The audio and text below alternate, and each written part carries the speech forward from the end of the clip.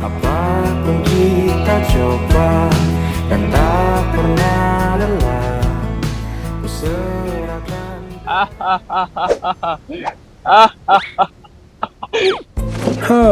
Potential customer ni.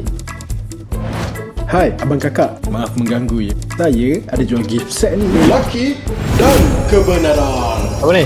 Tak minat dah. Janganlah macam tu. Menarik gift set ni. Family saya yang hasilkan. Tengoklah dulu. Pakcik, saya datang sini nak makan, bukan nak membeli. Itulah. Hei, you ingat ni tempat jualan ke? Maaf mengganggu ya. Kalau abang kakak ubah fikiran, boleh beli dekat online ya. Jika tidak minggu ini, mungkin bulan depan.